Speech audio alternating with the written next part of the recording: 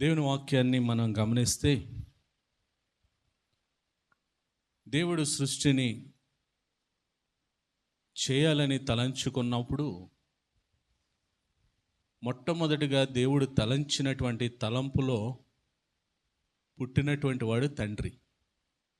అందుకనే ఆదికాండం 1:26 అంటాడు కదా, మన పోలిక చొప్పున మన స్వరూపమునందు నరులను చేద్దామని అనుకున్నాడు.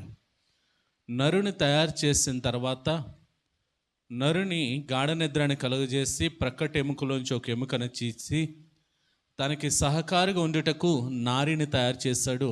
ఆమె స్త్రీ, అంటే తల్లి. అంటే దేవుని సృష్టిలో మొట్టమొదట సృజింపబడిన వారు ఎవరంటే తండ్రి. ఆ తర్వాతగా తండ్రి నుంచి దేవుడు తల్లిని తీశాడు. తండ్రి తల్లి వచ్చిన తర్వాత దేవుడు వారిని ఆశీర్వదిస్తాడు. మీరు ఫలించి అభివృద్ధి చెంది విస్తరించి ఈ భూమిని నింపండి అని దేవుడు తండ్రిని తల్లిని ఆశీర్వదిస్తాడు. అంటే తండ్రికి ఉన్న విలువ ఏంటంటే, దేవుని దృష్టిలో మొట్టమొదటి తలంపులో నుండి పుట్టినవాడే తండ్రి. మొట్టమొదటి ఆలోచన నుండి పుట్టినవాడే తండ్రి. అంటే సృష్టి మీద దేవుడు ఎవరికి అధికారం ఇచ్చాడంటే తండ్రికి అధికారం ఇచ్చాడు. అంటే సృష్టి మీద అధికారం ఇచ్చాడు కదని సృష్టి మీద పూజించడానికి తండ్రి అర్హుడు కాదు, కానీ పరమ తండ్రి అనగా ఈ సృష్టిని అంతటిని సృజించిన పరమ తండ్రి మాత్రమే ఆ సృష్టి అంతటి మీద అధికారం కలిగి ఉండి, ఈ లోకంలో నరుడిగా సృష్టింపబడిన తండ్రికి ఆధిపత్యాన్ని ఇచ్చాడు. అంటే సృష్టి మీద ఆధిపత్యం ఎవరికి ఉందంటే, ఈ లోకంలో మట్టితో సృజించబడి దేవుని జీవం చేత నింపబడిన మొట్టమొదటి తండ్రికి దీని మీద అధికారం ఇచ్చాడు. రాను రాను అది ఏమవుతూ ఉందంటే, దేవుడు ఒక కుటుంబ వ్యవస్థను పెట్టాడు.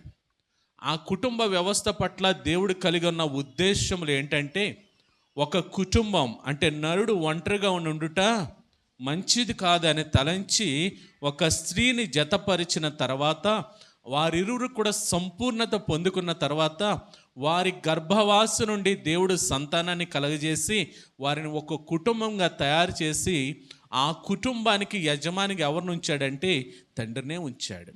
హల్లెలూయా. అంటే తండ్రికి కలగజేసినటువంటి బాధ్యత కానీ, తండ్రికి ఇచ్చినటువంటి అధికారం కానీ ఏంటంటే, దేవుని దృష్టిలో ఎంతో విలువైనటువంటి ఒక కుటుంబానికి హెడ్ ఆఫ్ ది హౌస్ ఎవరిని పెట్టాడంటే తండ్రినే పెట్టాడు. అందుకనే చూడండి, మనం ఇంగ్లీష్లో ఫాదర్ అంటాం, అదే భర్తనైతే కనుక హస్బెండ్ అని అంటాం. ఇంగ్లీష్లో హస్బెండ్ అని భర్తను అంటూ ఉంటాం. హస్బెండ్ అనే మాట ఎక్కడి నుంచి పుడుతుందంటే house plus band. House plus band. ఇప్పుడు చూడండి, మన తలకి ఎయిర్ బ్యాండ్లు పెడతాం. తలకి ఎయిర్ బ్యాండ్లు ఎందుకు పెడతాం? ఆ వెంట్రుకలు చెదిరిపోకుండా కట్టడి చేయడానికి బ్యాండ్ పెడతాం. అంటే ఈ బ్యాండ్ పెట్టడం వలన ఆ హెయిర్ ఏమవుతుందంటే ఒక అందంగా కనపడడం కానీ, లేదా ఒక వరుసలో ఉండడం కానీ, ఒక అలంకారంగా ఉండడం కానీ, ఆ విలువ ఎప్పుడు వస్తుందంటే, ఆ హెయిర్ బ్యాండ్ ఎప్పుడైతే పెడతామో ఆ జుట్టు ఏమవుతుందంటే, హెయిర్ ఏమవుతుందంటే ఒక ఆర్డర్ వస్తుంది, ఒక క్రమం వస్తుంది. ఎప్పుడైతే ఆ బ్యాండ్ పెడతామో ఒక అందం వస్తుంది. ఎప్పుడైతే ఆ బ్యాండ్ పెడతామో డస్ట్ అంతా, రోడ్డు మీద వచ్చే డస్ట్ అంతా కూడా జుట్టు అంతటికి పట్టదు. మీరు విరబూసుకున్నారంటే రోడ్డు మీద అంతా చెత్త చెదారము దుమ్మంతా కూడా జడకే ఉంటుంది. అంటే ఆ జుట్టుకి బ్యాండ్ ఏం చేస్తుంది అంటే ఒక కాపుదలను ఇస్తుంది, ఒక అందాన్ని తీసుకొస్తుంది, ఒక అలంకరణ తీసుకొస్తుంది, చూడడానికి చాలా రమ్యంగా కనపడుతూ ఉంటుంది. అలాగే కుటుంబానికి కూడా దేవుడు హౌస్ ప్లస్ బ్యాండ్, అంటే కుటుంబానికి కట్టడి చేయడానికి, కుటుంబాన్ని నడిపించడానికి, కుటుంబాన్ని గైడ్ చేయడానికి, కుటుంబంలో ఆశీర్వాదాలు పొందుకోవడానికి దేవుడు ఎవరిని మూల కారణంగా పెట్టాడంటే తండ్రినే మూల కారణంగా పెట్టాడు. ఆ తండ్రి హస్బెండ్ అయిన తర్వాతే తండ్రి అవుతాడు. హస్బెండ్ అంటే ముందు బ్యాండ్ చేస్తాడు, ఆ తర్వాత కుటుంబాన్ని ఆశీర్వదించిన తర్వాత దేవుడు ఏం చేస్తాడంటే ఆ కుటుంబంలో ఆశీర్వాదాల చేత తృప్తిపరుస్తూ ఉంటాడు. అంటే ఒక తండ్రి ఏం చేయాలంటే కుటుంబాన్ని తన కంట్రోల్లో పెట్టుకోవాలి, తండ్రి కుటుంబాన్ని ఏం చేయాలంటే కుటుంబానికి ఆదర్శంగా ఉండాలి. తండ్రి కుటుంబాన్ని ఏం చేయాలంటే ఒక క్రమ పద్ధతిలో నడిపించాలి. తండ్రి కుటుంబాన్ని ఏం చేయాలంటే ఒక మాదిరి జీవితాన్ని నడిపించాలి. సంఘానికి శిరస్సు యేసుక్రీస్తు ప్రభు అయితే కుటుంబానికి శిరస్సు ఎవరో తెలుసా? తండ్రే. ఎఫెసీ పత్రికలు అంటాడు, సంఘమునకు క్రీస్తు శిరస్సు అయి ఉన్నలాగునా భార్యకి శిరస్సు ఎవరంటే భర్త. తండ్రి శిరస్సుగా ఉన్నాడు, అది ఎవరికంటే భార్యకు శిరస్సుగా ఉన్నాడు. భార్య ద్వారా కలిగినటువంటి బిడ్డలకి కూడా శిరస్సే. అంటే కుటుంబానికి శిరస్సు ఎవరున్నారు? ఇప్పుడు తండ్రి ఉన్నాడు. ఇప్పుడు ఈ తండ్రి అయినటువంటి శిరస్సు క్రమంగా ఉంటే కుటుంబం కూడా ఎలా ఉంటుంది? క్రమంగా ఉంటుంది. ఈ తండ్రి అయినటువంటి శిరస్సు ఆలోచన విధానంలో ఒక క్రమంగా కుటుంబాన్ని నడిపిస్తే కుటుంబం క్రమ పద్ధతిలో ఉంటుంది. సంఘాన్ని పోషించాల్సినటువంటి తండ్రి క్రమ పద్ధతిలో భయభక్తులు కలిగి దేవుని ఎడల ఆశీర్వాదాలు పొందుకునే స్థితిలో దేవునికి లోబడి జీవిస్తే కుటుంబం అంతా కూడా ఆశీర్వాదకరంగానే ఉంటుంది.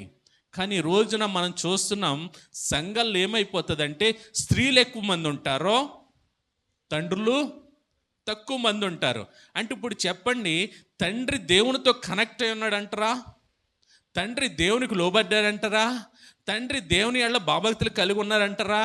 అంటే తండ్రి దేవునికి లోబడకపోయినా, తండ్రి దేవుని ఎడల భయభక్తులు లేకపోయినా, తండ్రి దేవుని చిత్తానుసారం నడకపోయినా కుటుంబ పరిస్థితులు ఎలాగ ఉంటాయంటే విచ్ఛిన్నమైపోతూ ఉంటాయి. ఎందుకంటే తండ్రికి అప్పగించిన బాధ్యత ఆ కుటుంబానికి నమ్మకస్తుడిగా దేవుడు అప్పగిస్తున్నాడు తండ్రికి. మనం అనుకుంటాం మనకు బిడ్డలు పుట్టారంటే ఇది నా శక్తి అనుకుంటాం. సారీ, మనల్ని ఎప్పుడైతే దేవుడు జతపరిచాడో, జతపరిచిన తర్వాత జతపరచబడినటువంటి భార్య భర్తల మీద ఒక నమ్మకముతోటే దేవుడు వారిని తల్లిదండ్రులుగా చేస్తాడు. ఒక నమ్మకముతో దేవుడు భార్య భర్తలుగా ఉన్న వారి ఇరువురిని కూడా తల్లిదండ్రులు చేస్తాడు బిడ్డలను అనుగ్రహించి. అది మన శక్తి కాదు, మన కష్టార్జితం కాదు, మన శ్రమ కాదు. అది దేవుడు మన మీద కలిగి ఉన్నటువంటి నమ్మకాన్ని బట్టి ఆ బిడ్డల్ని లోకానికి రావడానికి మనల్ని ఎన్నుకున్నాడు. హల్లెలూయా. అంటే ఇప్పుడు బిడ్డలు ఎవరో? అందుకని అంటాం ఇది దేవుడిచ్చు బహుమానం అని. ఎందుకంటాం తెలుసా? ఇది నా కష్టమానం బిడ్డలనే, ఇది నా శ్రమానం, ఇది దేవుడిచ్చిన బహుమానం. అందుకనే గర్భఫలము యెహోవా ఇచ్చిన బహుమానం, ఆయన ఇచ్చిన గిఫ్ట్ అది. ఆ గిఫ్ట్ని ఎలా హ్యాండిల్ చేయాలి మనం?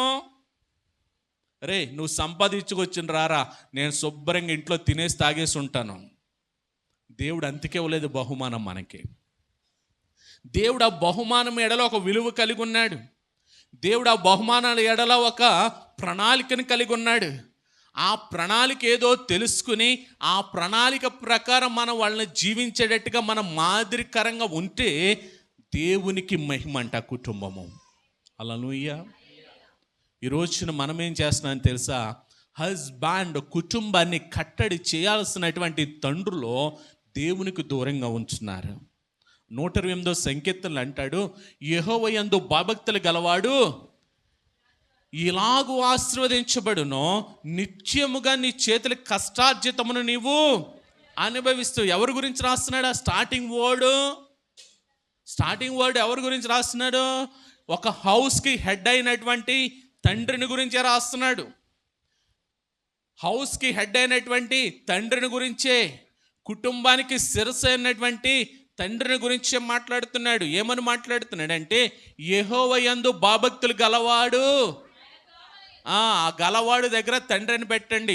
యెహోవా యందు భయభక్తులు గల తండ్రి ఇలాగూ ఆశీర్వదించబడును. ఎలాగ ఆశీర్వదించబడతారంటే నిత్యముగా నీ కష్టార్జితమును నీవు నీ కుటుంబము అనుభవిస్తారు. ఈ రోజున చూడండి, మనం సంపాదిస్తున్నాం. మనం సంపాదించిన సంపాదన ఎలా ఉందంటే చిల్లి సంచులో చిల్లరలాగే ఉంటుంది. వస్తున్న డబ్బు ఏమైపోతుందో తెలీదు, సంపాదన ఏమైపోతుందో తెలీదు, ఆశీర్వాదాలు ఏమైపోతున్నాయో తెలీదు, లోటు లేమి అప్పులు. కారణం ఏంటంటే హెడ్ ఆఫ్ ది హౌస్ దేవునికి లోబడకపోవడం, దేవుని ఎడల భయభక్తులు లేకపోవడాన్ని బట్టే. అందుకని అంటాడు, యెహోవా యందు భయభక్తులు గల తండ్రి ఎలాగ ఆశీర్వదించబడునో నిత్యముగా ఆయన కష్టజీతం ఆయన కుటుంబం మాత్రం అనివేస్తుంది. నువ్వు ధన్యుడవు, నీకు మేలు కలుగుతుంది. చూడండి, దేవుడు ఎన్ని అవార్డ్స్ ఇస్తున్నాడు. ఎవరికి ఇస్తున్నాడు తెలుసా? హెడ్ ఆఫ్ ది హౌస్, తండ్రికే ఇస్తున్నాడు ఆశీర్వాదాలన్నీ. మొట్టమొదటి ఆశీర్వాదం తండ్రికి ఎట్టాడా, తల్లికి ఎట్టాడా, బిడ్డలకి ఎట్టాడా? తండ్రికే పెట్టాడు ఆ యొక్క ఆశీర్వాద కీర్తనలో.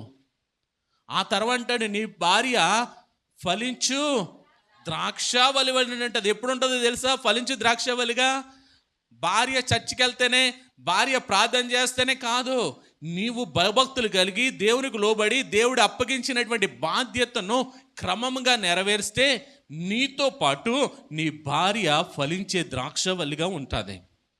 నీ భోజన బల్ల చుట్టూ నీ పిల్లలు ఒలీవ మొక్కల వలె ఉందరు. ఆ కీర్తనంతో చదివితే నీ పిల్లలను నీవు అంటే ఆ కుటుంబం ఎలాగ ఉంటుందంటే దేవునికి మహిమకరంగా ధన్యకరమైనటువంటి కుటుంబంగా ఉంటుంది. ఆ మొదటి వచనమే మనము లోబడతలేదు ఈ రోజున. యెహోవా యందు భయభక్తులు కలిగేటువంటి తండ్రి ఎలాగ ఆశీర్వదించబడును, యెహోవా యందు భయభక్తులు గల కుటుంబము ఎలాగ ఆశీర్వదించబడును. ఆ కీర్తన అంతా కూడా ఆ తండ్రి లోబడకపోతే కుటుంబం ఆశీర్వాదాలు చూడలేదు. హౌస్ బ్యాండ్ ఉండాల్సినటువంటి తండ్రి ఆ కుటుంబాన్ని కట్టడి చేయకపోతే, ఆ కుటుంబానికి మాదిరికరంగా లేకపోతే, ఆ కుటుంబాన్ని నడిపించలేకపోతే, ఆ కుటుంబాన్ని పోషించలేకపోతే ఆ కిందన్న కుటుంబం ఏమైపోద్దో తెలుసా? చెల్లాచెదురైపోతుంది. దేవుని తర్వాత అత్యధికమైనటువంటి ఘనతనిచ్చినటువంటి ఎవడంటే కుటుంబానికి తండ్రే. ఆ తండ్రే దేవునికి లోబడక, దేవునికి మాదిరికరంగా దేవునికి లోబడి దేవుని ప్రణాళికలో జీవించకపోతే ఆ కుటుంబ వ్యవస్థ నాశనమైపోతుంది. ఆయన ఉద్దేశం ఏంటంటే ఈ కుటుంబ వ్యవస్థ అంట ఆయనకి సాక్షిగా నిలబడాలంటే. ఎవరికి సాక్షిగా తెలుసా? అధికారులు ప్రధానులు ఎదుట మనం, అంటే అధికారులు అంటే అపవాది సంబంధాలు ఎదురుగా మనము దేవునికి సాక్షులుగా నిలబెట్టాలనేది దేవుడి ప్రణాళిక అంట. అంటే ఒక కుటుంబాన్ని దేవుడు చూపించాలనుకుంటున్నాడు. ఉదాహరణ, యోబు కుటుంబం ఉందే. యోబు కుటుంబాన్ని దేవుడు ఎలా చూపించాడు? అపవాది వచ్చి అన్ని కలిగి ఉన్నాయి కాబట్టి నీవంటే భయభక్తులు కలిగి ఉన్నాడు, నువ్వు అన్ని తీసేసి చూడు, నిన్ను దూషించకపోతే అడిగాను అంటుంది అపవాది. దేవుడు అన్నాడు, పరీక్షించుకో, కాకపోతే ఒక కండిషన్, అతని ప్రాణానికి ఏమన్నా జరిగితే ఊరుకొని అన్నాడు. అపవాది శోధించడం మొదలెట్టింది. అతనికి ఉన్న సంపదనంతా తెస్తూ మొదలెట్టింది. అతనికి ఉన్న ఆస్తిపాస్తులన్నీ తీయడం మొదలెట్టింది. అతని సంతానాన్ని కూడా, చివరికి తనకు కలిగి ఉన్న బిడ్డల్ని కూడా తీసేసింది.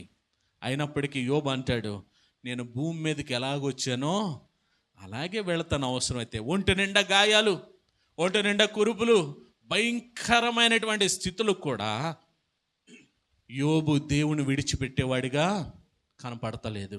అందుకనే దేవుడు ఏం చేస్తాడంటే, ఆ శోధన అంతా అయిపోయింది. ఇప్పుడు ఎవరు నెగ్గారు? అపవాది నెగ్గిందా, దేవుడు నెగ్గాడా? దేవుడు అంటున్నాడు, ఇదిగో రెండంతల ఆశీర్వాదం పొందుకో. హల్లెలూయా. యోబు భక్తి జీవితం, శ్రమలు, కష్టాలు సమస్తము కోల్పోయాడు. జీరో లెవెల్కి వెళ్ళిపోయాడు. ఎక్కడ కూడా దేవుని దూషించలే. ప్రతిరోజు కూడా దేవునికి అర్పణలు అర్పించడమే, దేవునికి బలియాగం అర్పించడమే. అది మాదిరికరమైన జీవితం. హస్బెండ్ లేదా ఫాదర్, తండ్రి చేయాల్సినటువంటి బాధ్యత తన కుటుంబ రక్షణ కోసం అనుదినము కూడా ప్రోకులాడాలి దేవుని దగ్గర. అనుదినము దేవుని దగ్గర గోజాడాలి. అనుదినము దేవుని దగ్గర మొర్ర పెట్టాలి. ఈరోజు తండ్రులు ఉన్నారు, అటువంటి తండ్రులు ఉన్నారా? అయ్యో, నా కుటుంబము ఒకవేళ నిన్నటి దినం వరకు ఏమన్నా పాపం చేస్తుంటే, ఈరోజు పాపం చేస్తుంటే, ప్రభువా ఇదిగో నా బిడ్డల్ని క్షమించు అని వేడుకునే తండ్రులు ఉన్నారా ఈ రోజున? మనం బలులు అర్పించే అవసరంలే, నైవేద్యములు అర్పించే అవసరంలే. మన బిడ్డల కోసం కన్నీటితో మొర్ర పెడితే చాలు, ఆయన క్షమించే దేవుడు. హల్లెలూయా. హస్బెండ్ కుటుంబాన్ని కట్టడి చేయాలి. హస్బెండ్ కుటుంబానికి మాదిరి ఉండాలి. ఆ మాదిరి ఉంటే బిడ్డలు కూడా ఆటోమేటిక్గా ఏమవుతారంటే మాదిరి జీవితాన్ని గడుపుతారు. యోబు చేసింది అదే. యోబు చేసింది అదే. తన బిడ్డలు ఎక్కడ దూషిస్తారో, ఎక్కడ ద్వేషిస్తారో, ఎక్కడ ఆ యొక్క ఫంక్షన్లో వాళ్ళు చేసుకునేటువంటి విందులో దేవునికి వ్యతిరేకంగా ఏమన్నా ప్రవర్తించారో, ఆలోచనలో కానీ, క్రియల్లో కానీ, తలంపుల్లో కానీ ఏమన్నా పాపం చేస్తారేమోనని అరుణోదయమున ప్రతిరోజు కూడా దేవునికి దహన బలి అర్పిస్తూనే ఉన్నాడంట. హల్లెలూయా. ఈరోజు మనము కూడా ఆ విరిగి నలిగిన హృదయముతో దేవునికి ఇష్టమైన బలియాగముగా మన హృదయాలను అర్పించి మన బిడ్డల కోసం, మన కుటుంబాల కోసం ప్రార్థించే వారిగా మనం ఉండాలా. ప్రార్థించేవారిగా మనం ఉండాలి. మనం ఏంటంటే పొద్దున్న లేసి పనికి వెళ్ళమా లేదా, పొద్దున్న నుంచి ఎంత సంపాదించుకున్నా, పొద్దున్న నుంచి తిన్నమా లేదా, ఇది ఈ భౌతిక స్థితి ఎంతవరకునంటే మన మరణము వరకునే. ఈ భౌతిక స్థితి మన మరణం వరకునే. ఈ భౌతిక స్థితిలో మనం సిద్ధపాటు లేకపోతే, ఈ భౌతిక స్థితిలో మనం దేవునికి లోబడకపోతే, ఈ భౌతిక స్థితిలో దేవునికి మాదిరికరమైన జీవితాన్ని గడపపోతే రేపు ఆత్మీయ జీవితాన్ని మనం కోల్పోతాం, నిత్య జీవితాన్ని కోల్పోతాం, పరలోక ఆనందాన్ని కోల్పోతాం. తల్లిదండ్రులు మన బిడ్డల నిమిత్తం మనము వారిని సరిచేసేటువంటి మాదిరి జీవితాన్ని మనం కలిగి ఉండాలి.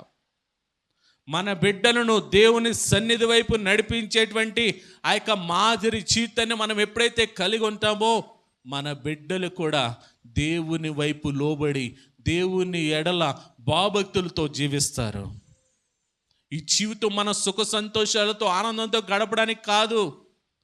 ఈ జీవితం మనము దేవుని నిత్య రాజ్యానికి, నిత్య జీవానికి సిద్ధపాటు కలిగి ఉండడానికి ఈ జీవితం.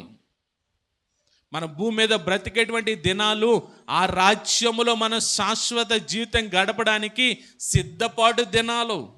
మనం ఇక్కడ ఆస్తిపాస్తులు సంపాదించుకోవడానికో, ఆనందాలు సుఖభోగాలు అనుభవించడానికో కాదు ఈ జీవితం. మనం ఎలా భావిస్తున్నాం తెలుసా? తినుము, తాగుము, సుఖించుము. ఆలోచించండి.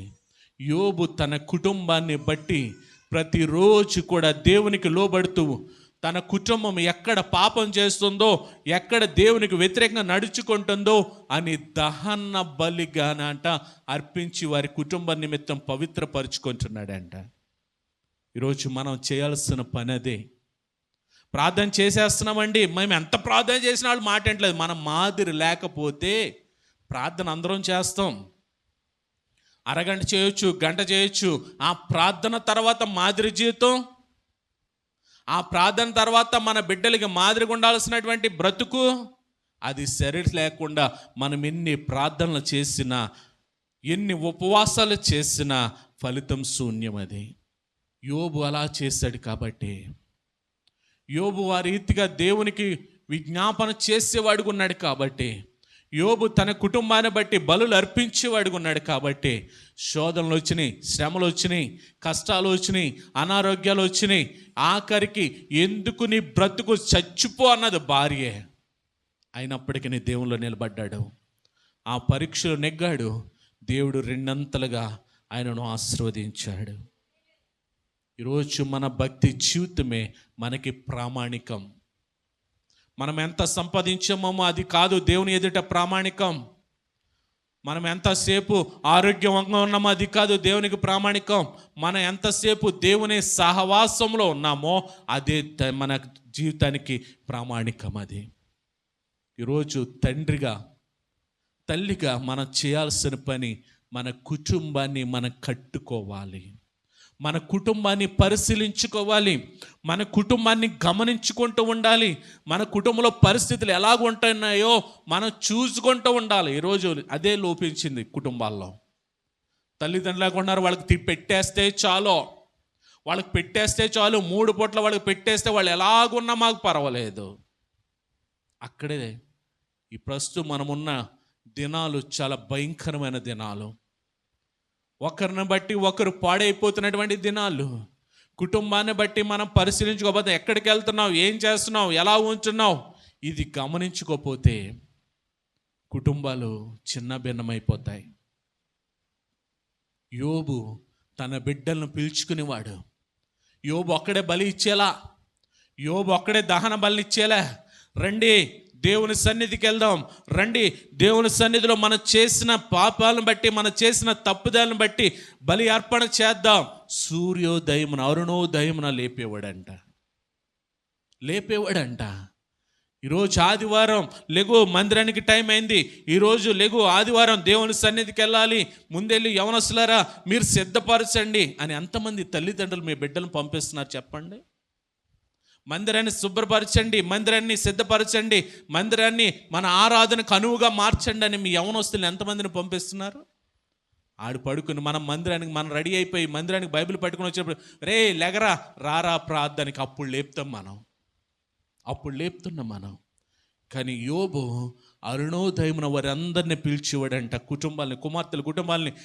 కుటుంబాలని పిలిచి అప్పుడు వారందరూ వచ్చిన తర్వాత ఒక్కొక్కరి నిమిత్తం ఇదిగో నా పెద్ద కుమారుడు, ఇదిగో నా రెండో కుమారుడు, ఇదిగో నా మూడో కుమారుడు, ఇదిగో నా కుమార్తె, నా రెండో కుమార్తె, నా మూడో కుమార్తె, ఒక్కొక్కరిని బట్టి దహన బలులు అర్పించి వారి పాపానికి ప్రాయశ్చిత్తంగా అర్పణలు అర్పించేవాడంట. మన బిడ్డలు ఎక్కడికి వెళ్ళిపోతే మనకు అనవసరం. ఆడు వస్తే ఏంటి, రాకపోతే ఏంటి, నేను వెళ్ళకపోతే అడుగుతారు కాబట్టి నేను వెళ్ళి కూర్చోవాలి. ఈరోజు ఇది మన భక్తి జీవితం. అలాగుంటే కుటుంబాలు దేవుని ఆశీర్వాదాలను పొందుకోలేం. అలాగుంటే దేవుని ప్రణాళికలో మనము బ్రతకలేం. దేవుని యొక్క చిత్తంలో మనం బ్రతకలేం. దేవుని ఆశీర్వాదాలని మనం పొందుకోలేం. కాబట్టి యోబు ఈరోజు మనకు ఒక ఉదాహరణ. ఒక తండ్రిగా తన కర్తవ్యాన్ని నిర్వర్తించాడు. తండ్రిగా తన బాధ్యతలను దేవుడు ఏ నమ్మకంతోడైతే తనకి కుటుంబాన్ని ఇచ్చాడో ఆ కర్తవ్యాన్ని, ఆ బాధ్యతలను ఖచ్చితంగా నెరవేర్చాడు అక్కడ. ఈరోజు మనం అలాగ ఉండగలిగితే ఖచ్చితంగా మనం ఆశీర్వాదాలను మనం చూస్తాం. ఈరోజు తండ్రుల బాధ్యతగా మనము గుర్తించాల్సింది. ఈరోజు దేవుడు మనతో మాట్లాడుతున్నాడు. మరొకరిని చూపిస్తాను మీకు. దైవజనుడైనటువంటి ఏలి అని మీరందరూ చూసి ఉంటారు. ఏలికి ఇద్దరు కుమారులు ఉంటారు. వారి పేర్లు ఓఫ్ని, ఫీనెహాసు. వారిద్దరి పేర్లు ఓఫ్ని, ఫీనెహాసు. కానీ ఈయన దైవజనుడిగా ఉంటూ, దేవుని మందిరంలో ఉంటూ, మందిర పరిచర్యలో ఉంటూ, మందిరంలో వచ్చిన వారి కోసం, అనేక మంది కోసం ప్రార్థనలు చేస్తూ ఉన్నాడు. అనేక మంది క్షేమం కొరకు ప్రార్థన చేస్తున్నాడు. అనేక మంది ఆశీర్వదించబడడం కోసం ప్రార్థన చేస్తున్నాడు. అనేక మంది రక్షింపబడడం కోసం ప్రార్థన చేస్తున్నాడు. కానీ తన కుమారుల పరిస్థితి ఏంటో తెలుసా? వారి కుమారుల పరిస్థితి ఏంటంటే చాలా ఘోరమైన పరిస్థితిలోకి వెళ్ళిపోయారు. 1 సమూయేలు గ్రంథం 3వ అధ్యాయం 13వ వచనం చూడండి. ఏలి కుమారులు తమ్మును తాము శాపగ్రస్తులుగా చేసుకొనుచున్నారని తాను ఎరిగియో వారిని అడ్డగించలేదు గనుక అతని ఇంటికి నిత్యమైన శిక్ష విధింతునని నేను అతనికి తెలియజేయుచూ ఉన్నాను. అర్థమైందండి ఆ మాట? దైవజనుడు అనేక మంది గురించి వివేచిస్తున్నాడు. దైవజనుడు అనేక కుటుంబాలని గురించి ప్రార్థిస్తూ ఉన్నాడు. దైవజనుడు అనేక కుటుంబాల క్షేమం కొరకు ప్రార్థిస్తూ ఉన్నాడు. అనేక కుటుంబాల ఆశీర్వాదాల కొరకు ప్రార్థన చేస్తున్నాడు. అనేక మంది నశించిపోతున్న వారి రక్షణ కొరకు ప్రార్థిస్తూ ఉన్నాడు. కానీ తన కుటుంబంలో ఉన్నటువంటి, తన గర్భవాసిగా దేవుడు ఇచ్చినటువంటి గర్భఫలాలైనటువంటి ఓఫ్ని, ఫీనెహాసులు ఏం చేస్తున్నారో చూడండి. మరొక మాట చదువుతున్నాను, అదే మరొకసారి చూద్దాం. తన కుమారులు తమ్మును తాము శాపగ్రస్తులుగా చేసుకొనుచున్నారని తాను ఎరిగియో, అంటే వారి కుమారులు తప్పు చేస్తున్నారు, వారి కుమారులు పాపం చేస్తున్నారు, వారి కుమారులు దేవునికి వ్యతిరేకమైన కార్యాలు చేస్తున్నారు అని ఎరిగి కూడా ఆయన ఖండించలేదంట. దైవజనుడే అనేక మంది క్షేమం కొరకు, అనేక మంది రక్షణ కొరకు ప్రార్థించేవాడే. కానీ తన కుమారులు చేస్తున్న పని ఏంటంటే దేవాలయానికి వస్తున్న వారిని చెరిపేవారు. దేవాలయాలకు తీసుకొస్తున్నటువంటి అర్పణల్ని వారు ముట్టుకోకూడనటువంటి వాటిని అపవిత్రపరిచేవారు, వారు తినేస్తూ. దేవాలయంలో ప్రతిష్ఠింపబడినటువంటి అర్పణల్ని వారు దుర్వినియోగపరిచేవారు. ఇదంతా ఎవరికి తెలుసు? తండ్రి అయినా ఏలికి తెలుసు. అయినా అతడు ఏం చేయలేదంట, తానెరిగియు అడ్డగించలేదంట. ఇది తప్పు అని ఖండించలేదంట. ఇది తప్పు అని వారిని సరిదిద్దడానికి ప్రయత్నం చేయలేదంట. ఈరోజు చాలామంది తల్లిదండ్రులు కానీ దైవజనులు కానీ చేసే పని ఇదే. మన బిడ్డలు తప్పు చేస్తున్నారని కూడా తెలిసి ఏం చేస్తాం తెలుసా? వారిని వెనకేసుకుని వస్తూ ఉంటాం.